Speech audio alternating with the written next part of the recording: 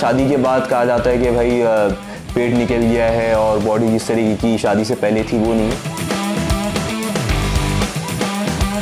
किसी दिन ट्रेनिंग नहीं भी करते ना तो हमें सुकून नहीं मिलता। 5 डेज का वर्कआउट वीक के अंदर बहुत है, मंडे टू फ्राइडे।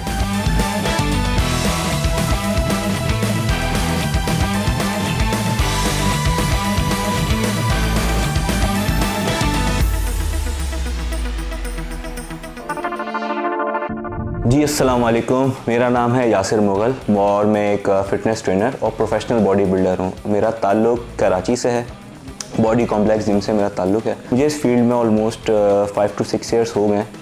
बहुत पुराना मेरा इंटरेस्ट था बॉडी बिल्डिंग के अंदर, लेकिन यह है कि मैंने जो कॉम्पिटिशन्स खेलना शुरू किए उसके मुझे कोई 5 से 6 साल हो गए। जो मैंने फ़र्स्ट अपना कॉम्पिटिशन विन किया था वो मिस्टर कराची ईस्ट का था और फिर इसके बाद अल्लाह ताला ने मुझे इज़्ज़त दी 2021 में, जिसमें मैंने दोनों टाइटल एक साथ विन किए एक ही स्टेज के ऊपर, जिसमें मिस्टर कराची का ओवरऑल टाइटल था सीनियर कैटेगरी का और मिस्टर सिंध 2021 का टाइटल था सीनियर कैटेगरी का। मैं तकरीबन कोई 16-17 साल का था जब से बॉडी बिल्डिंग कर रहा हूँ, लेकिन कभी कॉम्पिटिशन्स में मैंने पार्टिसिपेट नहीं किया। कंपटीशन में पार्टिसिपेट करते हुए मुझे ऑलमोस्ट 5 to 6 ईयर्स हो गए और उसमें मैंने 3 टाइटल विन किए, mister Karachi east, mister Karachi, mister Sindh 2021 and Pakistan में नेशनल चैम्पियन हुआ था। तो ये मेरी 2021 तक की जो है वो अचीवमेंट्स हैं। इंशाल्लाह मेरा प्लान है अब जो है वो आउट ऑफ पाकिस्तान जो कॉम्पिटिशन्स होंगे इंशाल्लाह वो खेलूँगा। इंशाल्लाह आने वाले टाइम में इंटरनेशनल कॉम्पिटिशन्स भी कम्पीट करूँगा।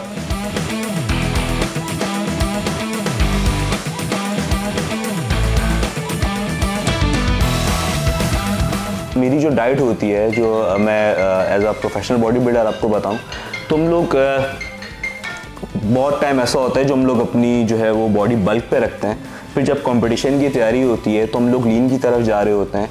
दोनों सूरतों में हमारी डाइट चेंज होती है। एक टाइम ऐसा होता है हमारा कार्ब्स का इंटेक काफ़ी होता है, एक टाइम ऐसा होता है तो हम अपने कार्ब्स कम करते हैं, हम अपनी बॉडी को प्रिपेयर करते हैं इस स्टेज पे जाने के लिए। तो हमारी डाइट जो है वो चेंज होती रहती है, हर तकरीबन 3 महीने बाद हमारी डाइट चेंज होती है। जब कार्ब्स होते हैं तो उसमें फिर कार्ब्स सारा इंटेक करते हैं, उसमें राइस का इंटेक हमारे पास ज़्यादा होता है, स्वीट पोटैटोस हमारे पास होते हैं, पोटैटोस का इंटेक होता है, फिर मैक्रोनीज, ये सारी चीज़ें जो हमें गेनिंग मसल के लिए हमें सपोर्ट करती हैं, हम वो डाइट करते हैं। फिर जब हम लीन की तरफ जाते हैं तो उसमें हमारे कार्ब्स का इंटेक कम हो जाता है, प्रोटीन इंटेक हमारा ज़्यादा बढ़ जाता है, तो उसमें राइस की क्वांटिटी कम होती है और स्वीट पोटैटोस वो बंद कर देते हैं। चिकन होती है, फ़िश होती है, वेजीज़ का इस्तेमाल होता है। ये सारी चीज़ें हमारी जो कंपटीशन के लास्ट 3 मंथ्स रह जाते हैं या कह लें 2 मंथ्स रह जाते हैं, तो उसमें हमारे कार्ब्स का इंटेक कम होता है। हमारे जो वर्कआउट की रूटीन होती है वो हमारा रोज़ एक मसल होता है, हम 2-3 मसल को कभी भी ट्रेन नहीं करते। 48 आवर्स रेस्ट वाली बात है कि हर मसल को आपने रेस्ट देना है। तो हमारा मंडे होता है, हर किसी का कलेक्ट शेड्यूल होता है, जो हमारा शेड्यूल है उसमें हम एक दिन जो है अपनी बैक विंग्स को ट्रेन करते हैं, नेक्स्ट डे हम चेस्ट, उसके नेक्स्ट डे वेडनेसडे आ जाता है तो हमारे लेग्स का वर्कआउट है, थर्सडे हमारे शोल्डर्स है, फ्राइडे हमारे बाइसेप ट्राइसेप है, बाय ट्राई हम जो है वो एक साथ एक ही दिन में ट्रेन करते हैं। बाकी सारे मसल्स जो हैं हमारे एक दिन में एक होता है। और ट्रेनिंग हमारी अगर हम ऑफ सीज़न है और बल्किंग पर हैं तो हमारी वेट क्योंकि हमारा थोड़ा हैवी होता है ट्रेनिंग में, तो हमारी ट्रेनिंग 20 to 25 मिनट्स की होती है, इससे ज़्यादा हमारी ट्रेनिंग नहीं होती है। कंपटीशन की भी तैयारी हो तो 30 मिनट से ज़्यादा, 35 मिनट से ज़्यादा हम लोग ट्रेन नहीं करते। ओवर मसल कभी भी हम लोग नहीं करते, ओवर ट्रेन नहीं करते।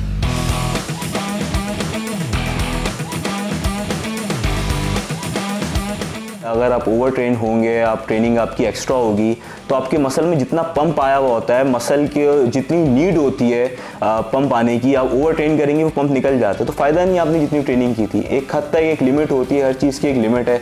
एक गाड़ी के अंदर भी कैपेसिटी होती है कि उसमें 30 लीटर्स पेट्रोल आ रहा है या 50 लीटर्स पेट्रोल आ रहा है। अगर आप उससे अबव डालेंगे तो फ्यूल जो है वो आउट ही होगा, ज़ाया ही होगा।